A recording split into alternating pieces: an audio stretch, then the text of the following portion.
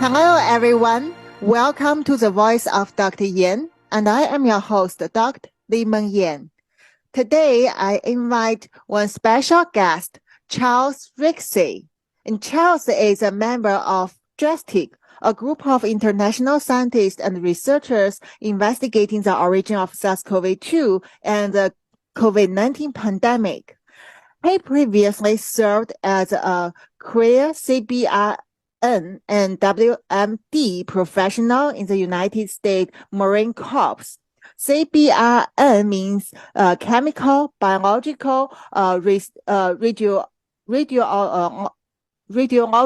and also nuclear. And WMD means weapon of massive damage.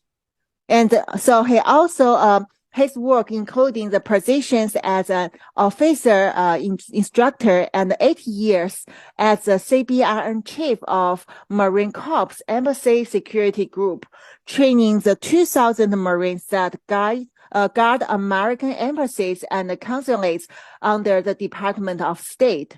During the pandemic, Charles investigated the scientific censorship obscuring the origins of SARS-CoV-2 virus. He was the first to prove that Dr. Anthony Fauci was directly involved in those efforts. Of course, Dr. Anthony Fauci is guilty. We both know that. So today, I'm so happy that he can join me and he can share his study and his understanding of the origin of SARS-CoV-2 with us. And also, we will discuss a lot of topics we both have interest in. Hi, Charles. Thank you for coming. Oh, it's a pleasure to be here. I've been watching ever since you first came on the news in the summer of 2020, and I've now I've read all the papers and stuff you've done, and I've never actually been formally introduced to you or anything, but I just have absolute respect for the work that you've done and the sacrifices that I know that you've made, and so I'm excited because you're one of the few people that I've just never met at all that really has been involved in this from the beginning.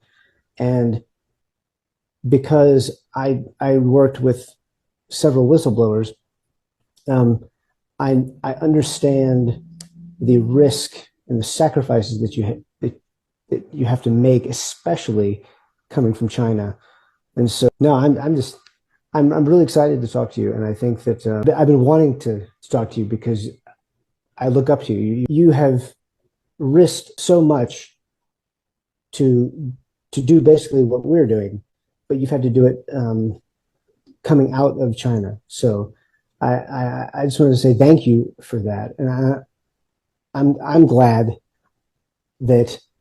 I know that there's a lot of politics and people will try to say that you are, working for some narrative or something, but I don't think so. I think that you are a hero who is trying to get the truth out. And so I appreciate that.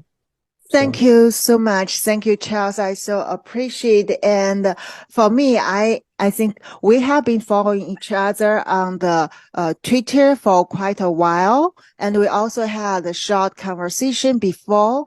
And I really also have interest into what you studied in the origin of SARS-CoV-2. And I also believe that for this kind of truth, it depends. Many scientists work together, even they are not a virologist, or even they are not a medical doctor. We need people to all work together because this is a kind of historic pandemic and disaster in human history. And also in the past 3 years, we all suffer from this pandemic, but we are not allowed to touch the bottom of this origin of SARS-CoV-2. As I saw from your website that your introduction, your current mission is to expose the evidence that proves Dr. Fauci and other officials censored specific elements of the SARS-CoV-2 virus to cover their tracks. And your priority is obtaining justice for the millions of victims of COVID-19 and holding those responsible accountable for the criminals against humanity. I have to say, I share the same goal with you, and we are fighting together. And may I know that you have these priorities because of your career in the Marine on the CBRN WMD department, or it also because of other very important reasons that you want to share with us? Can you briefly let people know your motives into this study, because it also took a lot of efforts for you to work on this? Well, yes, as a non-scientist, and I'm sure that's very similar for the Chinese military, that even if you're dealing with biological weapons stuff, you don't understand the science behind it. And so my career was spent basically in two ways. One, our job was to analyze a situation if something happened, look at the evidence, and then provide advice to the commander of military units that we were with on how to mitigate or how to work around, if there's contamination or if there's a potential biological weapon or some event, or even the threat of, if we're in a country where they might have known capabilities. And so I spent my career basically being trained and then training others, and doing, anytime something would happen, it would be my job to look at the evidence, draw conclusions, and try to provide quick, accurate advice to a military commander. And for me, I was actually, I left the Marine Corps after my career, and I was actually in school again, in business school, when the pandemic broke out. I was almost done. But when it broke out, it was obvious to me that there were things that didn't make sense. Sure. About the origin. And when I talked to friends who were still in the military, they were all, by very early, probably by February of 2020, the militaries were aware that there was this open question, because there was a lab in Wuhan, and it had different labs, and they were working on coronaviruses. And so from my perspective, it's obvious that a main theory would be that it was a bioweapon until there was evidence against that.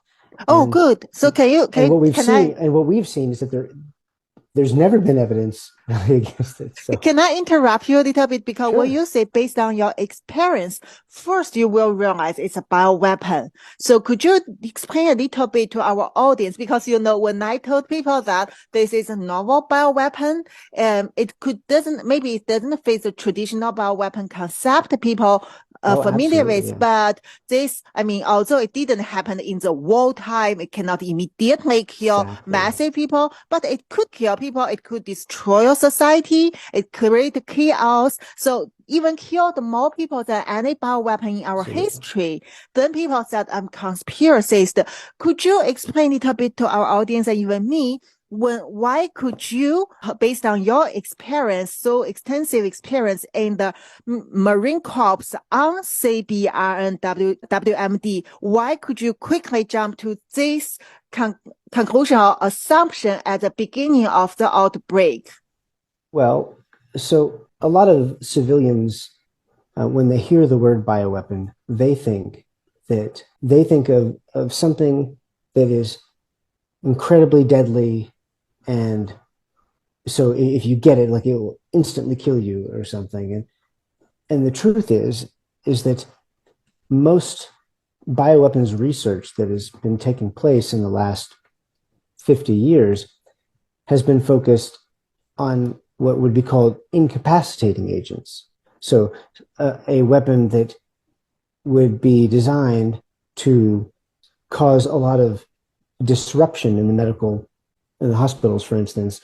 But not necessarily kill. And that's because for the last 50 years, we've had a biological weapons convention that, and so if anybody that made a supremely lethal bioweapon that would be immediately obvious that that's what it was. And so yes, most that's not what you would need anyway. It's far better from a strategic outlook to have something that can cause a massive amount of disruption or overload healthcare systems, because in the long or short term, which is what we see. And that's, to me, that's like the ultimate bioweapon, because it's hard to prove that where it came from, but it does cause massive disruption. And in fact, there was a study that was done before the pandemic in 2018, where a group of experts, they took all the known or potential biological weapons and ranked them. And then in 2022, they did the same thing using the same criteria. They ranked SARS-CoV-2. And what happened, it turned out that SARS-CoV-2, using those criteria that were developed prior to the pandemic, was number 4 on the list of like the best overall biological weapons candidates, because of all these specific features that you and I know very well.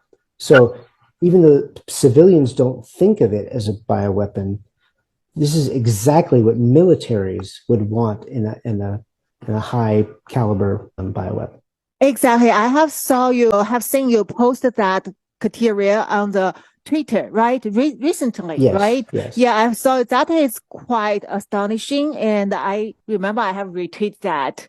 And because I want people to see this is not only assumption, this is based even the model. People who study massive destructive weapons, they can use this kind of quantitative way to define this COVID-19 virus.